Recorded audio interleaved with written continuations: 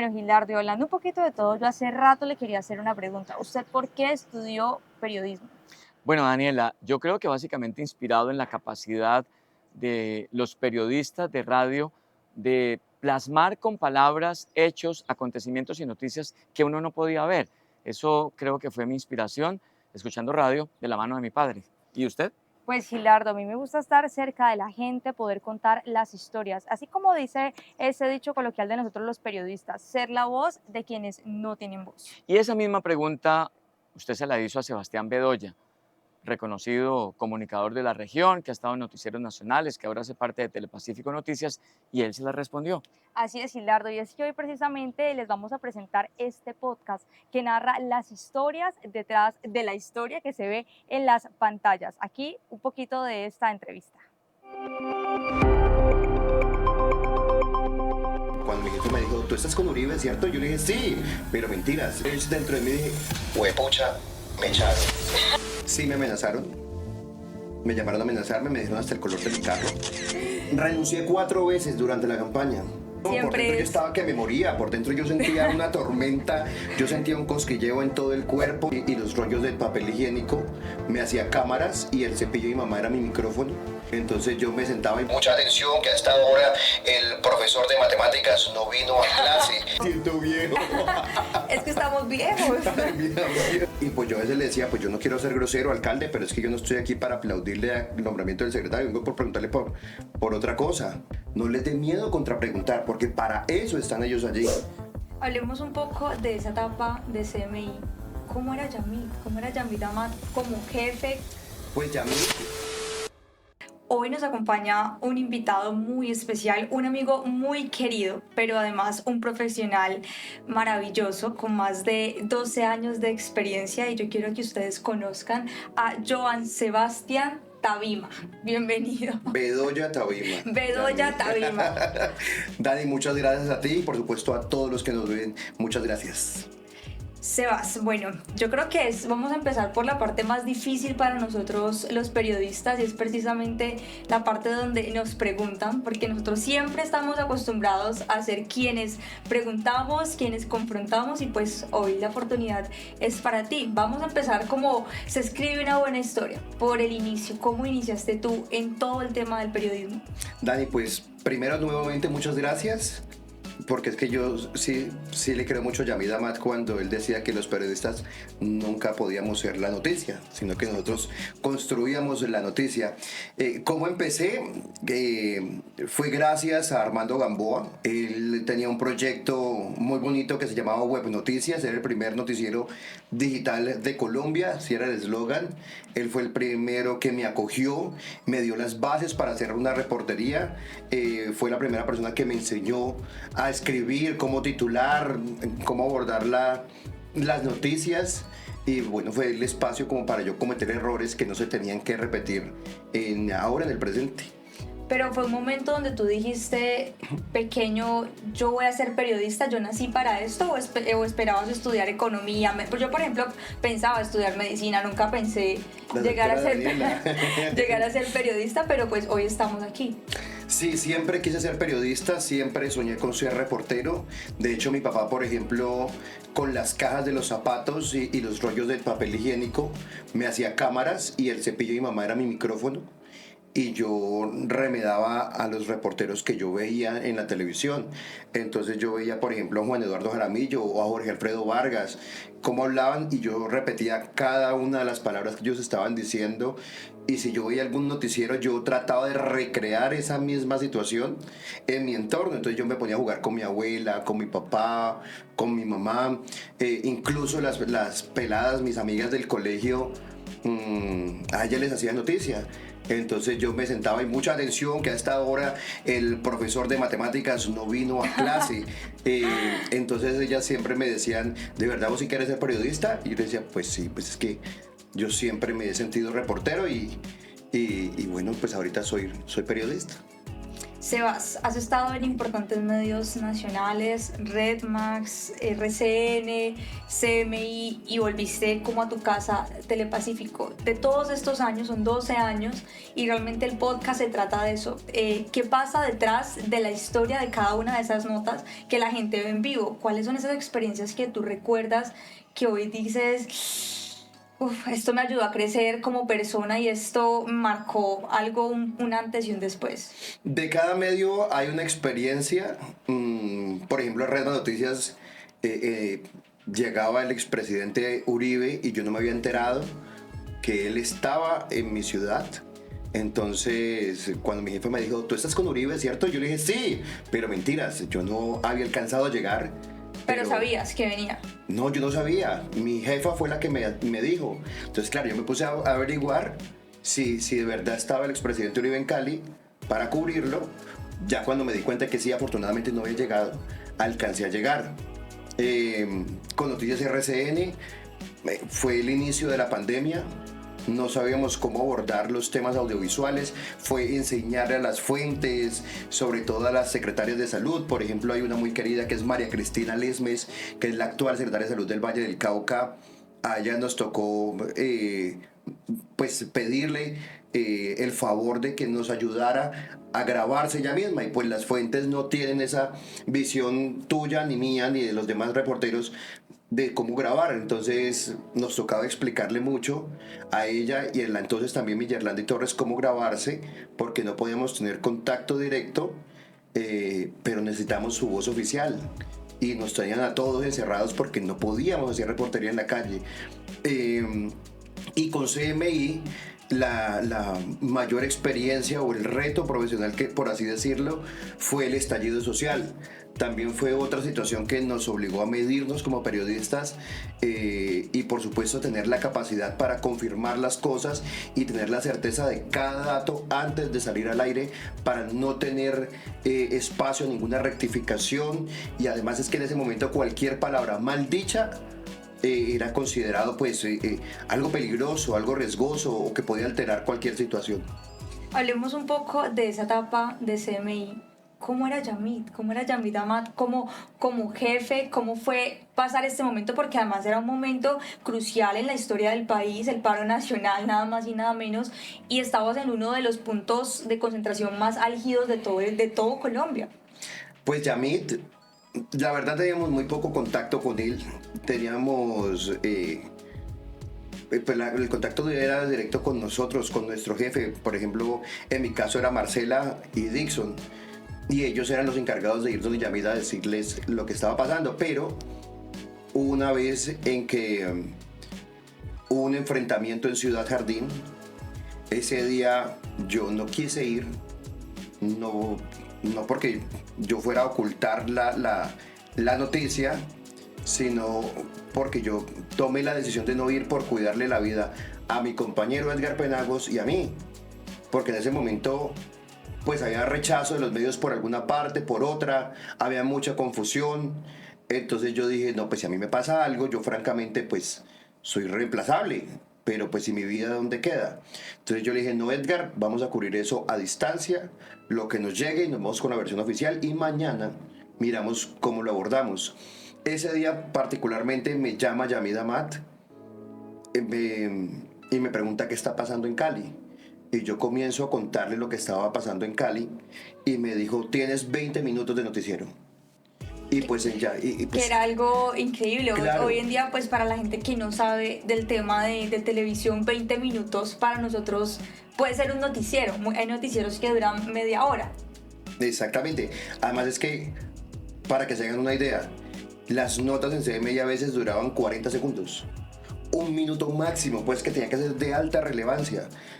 Entonces yo le dije a Yamit, ¿20 minutos? No. Entonces dentro de mí dije, huepucha, me echaron. Entonces no, pues él no me echó. Entonces dijo, ¿cuánto quiere? Y yo le dije 10 y me dijo, tiene 15 y hágalo bien. Y listo, entonces me colgó.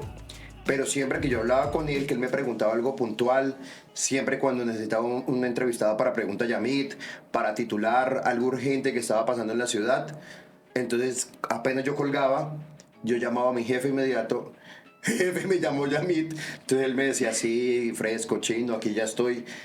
¿Usted lo entendió, cierto que le dijo? Sí, él le captó la idea y le dije, sí, señor, es esto y sí. Entonces nos poníamos los dos a organizar y salíamos adelante.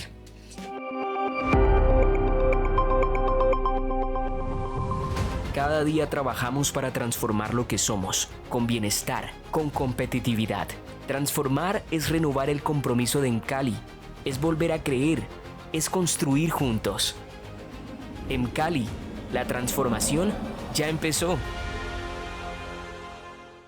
Cali Pop está de vuelta y más grande que nunca. Este festival es para ti, tu hijo y hasta tu abuela gamer. ¿Te gusta el K-pop, el anime y los cómics? ¿Los videojuegos y el cosplay? ¿Tus actores de doblaje favoritos? ¿Las bandas sonoras, los juegos de mesa y lo retro? En el Cali Pop Festival no solo celebramos la cultura geek, la vivimos. ¿Quieres más razones? Aquí es. Nos vemos en el Cali Pop Festival. Este 4 y 5 de octubre en el Centro de Danza La Licorera. Apoya Telepacífico. En el suroccidente colombiano, donde la selva abraza la carretera y la vida silvestre se abre paso entre ríos y montañas, la concesionaria Unión Vial Camino del Pacífico construye futuro con conciencia ambiental. Como parte del proyecto Buenaventura Lobo Guerrero Buga, la concesionaria avanza en acciones de compensación y conservación ambiental en zonas estratégicas del Valle del Cauca. Por ejemplo, en el predio entre Buga y Yotoco, cerca de la laguna de Sonso, como compensación ambiental, se sembrarán más de 7.200 árboles nativos en 44 hectáreas, restaurando la cobertura vegetal y protegiendo uno de los ecosistemas más valiosos para la recarga hídrica de la región. Estas acciones recuperan el hábitat para aves migratorias, zarigüeyas, chigüiros, iguanas, ranas, serpientes y polinizadores. Además, se construirán pasos de fauna que permitirán a estas especies cruzar la vía sin riesgo. Muchas gracias a la Unión Vial Camino del Pacífico por este propósito que tiene, que esto se vea reflejado en las obras, con los corredores ambientales que deben hacerse los pasos para flora y fauna, porque aquí en el Valle necesitamos más obras como esas, más obras responsables, no solamente en capacitación, sino también en aplicación sobre las vías. Así, la Unión Vial Camino del Pacífico reafirma su compromiso con una infraestructura sostenible que no solo une regiones, sino que protege la vida en todas sus formas. Imagínate un futuro más amigable con el medio ambiente, una vía con más comodidad, agilidad y sobre todo seguridad para todos. Vamos a hacer de este corredor una realidad. Con la Unión Vial Camino del Pacífico vamos más allá.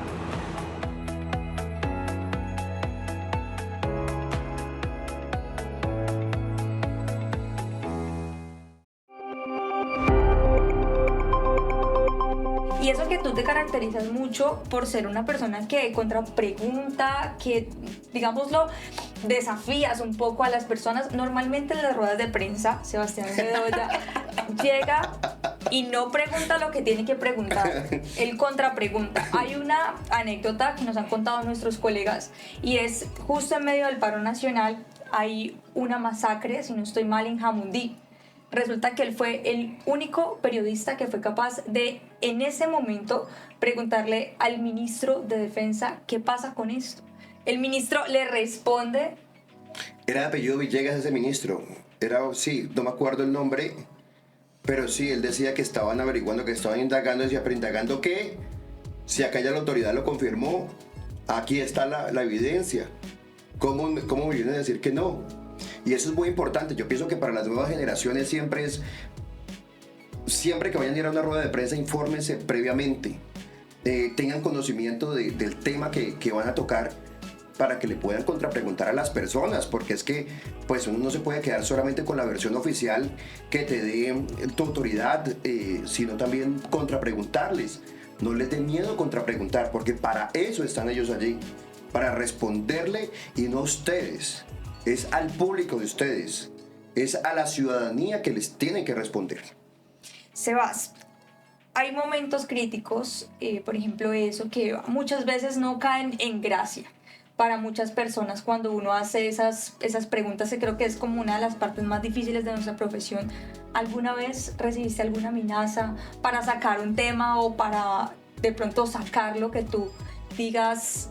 este momento fue importante, pero yo tengo esa berraquera y lo saco o no lo saco? Dani, pues mira, fueron dos cosas. La primera, cuando comenzó la pandemia, que comenzamos a revelar las fiestas clandestinas, sí me amenazaron. Me llamaron a amenazarme, me dijeron hasta el color de mi carro. Y pues yo sí me asusté, hice la denuncia, pero al final yo dije, eso es de riesgo, mi hermano. Si me pasó algo, me pasó algo. Yo no voy a estar molestando a nadie, que vea, que protéjame, no nada. Dios me protege, punto. Yo seguí con mi trabajo. Y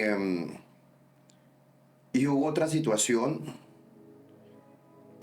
Una vez unas personas nos sacaron unas armas de fuego a mi compañero Edgar y a mí, y con quienes habíamos ingresado se pusieron a pelear con los que nos mostraron las armas, y pues sencillamente yo pues le dije a Edgar, le dije, no, pues vámonos, hermano, porque que ellos resuelvan sus diferencias, porque no me voy a ganar aquí un pepazo.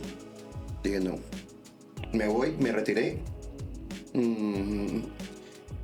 Insultos, pues yo pienso que uno aquí está públicamente expuesto, y pues las opiniones de todos nosotros son diversas y pues se tienen que respetar. Entonces, que insultos o comentarios malos, sí he recibido, pero la verdad eso nunca me ha afectado.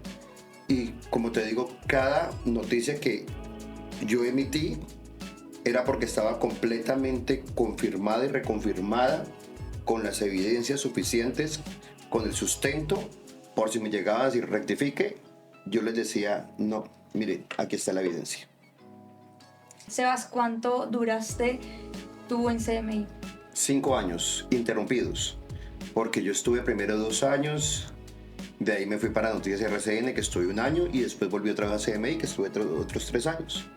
¿Cómo fue para ti esa despedida? Cuando dijeron, bueno, ya vamos a salir del aire después de tantos años. Pues yo ahí ya no era corresponsal, porque pues yo renuncié a CMI para hacer trabajo organizacional en una campaña. Pero sí me dio muy duro, sí me dio mucha nostalgia, porque pues era un noticiero de muy buena reputación. Las fuentes nunca te negaban una entrevista en CMI. Siempre tenía muy buena reputación, y como era un medio tan pequeño, entonces todos nos conocíamos con todos, incluyendo los que estábamos en otras ciudades. Teníamos mucha familiaridad con otras personas, entonces era muy rico y muy chévere trabajar ahí en el noticiero CMI. Por ejemplo, ahí me hice muy buen amigo de Yusi Chaparro, que es la corresponsal de Medellín, o era la corresponsal de Medellín en ese entonces. Me hice muy buen amigo de ella. Y es una pana más, o sea, tenemos anécdotas después de eso, y quedé con muy buenos amigos. Los que eran mis jefes los considero también mis amigos, porque a veces tenemos oportunidad de hablarnos, de felicitarnos en los cumpleaños, de adelantar cuadernos, de echar chisme, pues cuando tenemos la oportunidad. Luego de esa campaña política en la que tú estuviste, regresas a tu alma mater, que ha sido Telepacífico, que es ese lugar hermoso de enseñanza que yo creo que todos los periodistas del Valle del Cauca lo amamos, porque ha sido nuestra casa siempre. ¿Cómo es para ti regresar y ver esa evolución? Porque ya no eres ese periodista que entró, que no podía hacer una nota para el noticiero, que se demoraba todo el día para poder hacer una nota, y hoy ya eres ese jefe, digamos, de asignaciones que es el que da línea a qué va y qué no va. Pues es muy gratificante, y siempre estoy muy agradecido con Armando Gamboa, porque él siempre ha sido como mi mentor, ha sido como mi guía, ha sido mi pana en todos estos procesos. Y entonces él nuevamente me dice, Bedoya, yo sé que a vos te gusta hacer noticias, ¿sí? Venía que sigamos haciendo noticias, entonces yo lo acepto, y otra vez nuevamente fue adaptarme otra vez a esa dinámica. Digamos que el primer mes también me desorganizó mi paz mental, porque era otra vez acostumbrarme a otras dinámicas, pero es muy gratificante ver hasta este punto donde he podido llegar, para poder seguir las instrucciones de mis superiores con esa línea editorial y tener a cabo la responsabilidad de la emisión del noticiero, y no solamente del Valle del Cauca, sino que somos todo el Pacífico. Entonces tenemos que estar pendientes de lo que ocurre en Chocó, en Pasto, en Cauca, y todos ellos son unos periodistas muy acuciosos, entonces te mantienen reportando lo que está ocurriendo y tenés que tener el suficiente criterio para decir sí, esto no, y por qué esto no, y por qué o cómo enfocarla para que sea imparcial e informativa.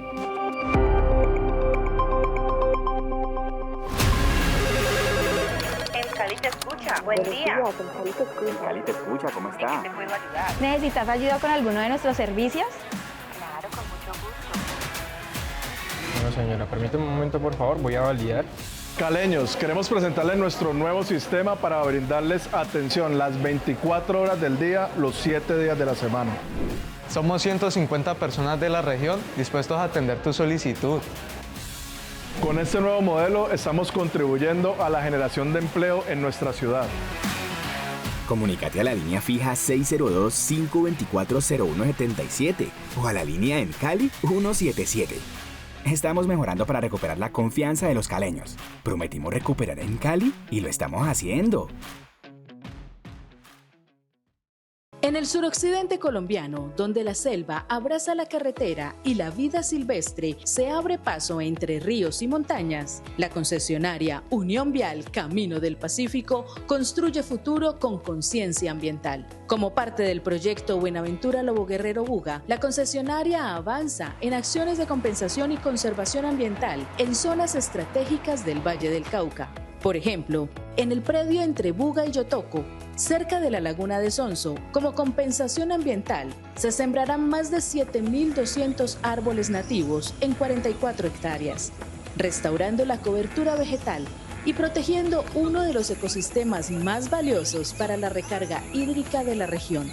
Estas acciones recuperan el hábitat para aves migratorias, zarigüeyas, chigüiros, iguanas, ranas, serpientes y polinizadores. Además, se construirán pasos de fauna que permitirán a estas especies cruzar la vía sin riesgo.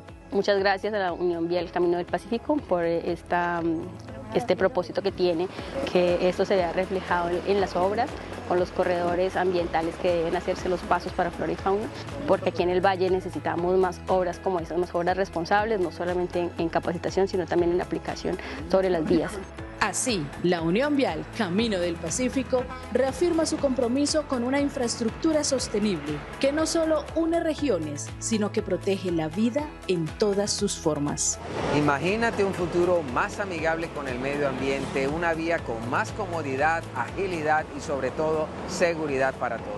Vamos a hacer de este corredor una realidad. Con la Unión Vial Camino del Pacífico vamos más allá.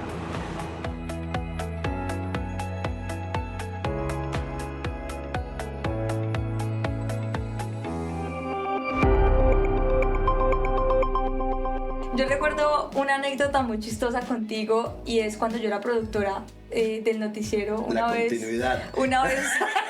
nos dejaron totalmente solos a Sebastián encargado como jefe de emisión y a mí como productora. Estabas con David. Y nos pasó que teníamos que hacer la continuidad. Cuando uno normalmente pues en Telepacífico se hace una continuidad a través de un Excel con los tiempos, se dice, bueno, hay 30 minutos, cada nota dura 1 minuto, más 1 minuto, pues dan 2 minutos, normalmente. Nosotros no sabemos contar. No, y además es que yo puse un tiempo y todo eso se me movió todo y aparecían otras horas y yo... Y me acuerdo mucho haberle dicho a Sebastián, bueno, si tenemos una nota de 2 minutos y tenemos un espacio de 5, pero los comerciales duran 1 minuto, ¿alcanza a entrar la nota? Él me mira muy seriamente y me dice, ¿alcanza a entrar la nota? O sea, ninguno de los dos sabía cómo hacer. O sea, somos buenos contadores de historias, pero malos contadores del tiempo. Y todavía me pasa. Todavía me pasa porque las productoras me dicen, Sebas, tú ya viste el tiempo de tal cosa, tú ya has visto qué tal. No tengo ni idea de números, les digo yo, sí, pero sí. Es que pasa mucho. O sea, para la gente que no entiende esto, 1 minuto para nosotros es como si fueran 2 horas. Sí, la verdad el tiempo es es oro. El tiempo es oro, pero sí no me acordaba de eso, de la continuidad. Yo creo que tengo una foto por ahí, porque ese día, pues nuestro otro compañero de ese entonces, David Grisales, y vos se pusieron y me miraron, y yo los miré los dos y les dije, y yo tenía el miquito de Homero Simpson en mi cerebro porque no tenía ni idea de esa cantidad de números que me pasaban ahí, sí. Sí, me acuerdo. E incluso para redactar cosas financieras o económicas. Es duro, es duro. Es duro y a muchos colegas les ha pasado que en vivo se enrollan haciendo una cuenta, bueno, y el recibo 1 más 1 más 2 y uno, ¿pero qué? ¿3? ¿Pero por qué me da 3? Y uno no entiende. Es bien difícil ese... Bastante. Yo admiro mucho a los periodistas económicos, la sí, verdad. Sebas, por último, hablar un poco para esas nuevas generaciones y explicarles de dónde sale la noticia. La noticia la tienen que sentir, primero que todo. Pero antes de tener la noticia, ustedes tienen que estar convencidos que quieren ser reporteros y si quieren ser periodistas. Si están estudiando comunicación, tienen que prestar mucha atención y saber en qué se van a enfocar. Si quieren ser reporteros, tienen que estar preparados para superar muchos obstáculos y muchas barreras, muchas adversidades, saber manejar algunas tensiones que se pueden generar por contextos, no sé, culturales o de orden público que puedan estar ocurriendo, también pues dependiendo de la rama que quieran hacer. Pero lo más importante, si son reporteros, es la responsabilidad a la hora de informar. Porque como decía Gabriel García Márquez, una noticia mal contada es un asalto a mano armada. Entonces ustedes tienen que ser completamente responsables en cada palabra que le vayan a decir a su audiencia, porque su audiencia debe estar informada, educada de manera responsable y tienen que tener un criterio para saber decir las cosas claras, específicas y que la gente siempre les entienda cada una de sus palabras.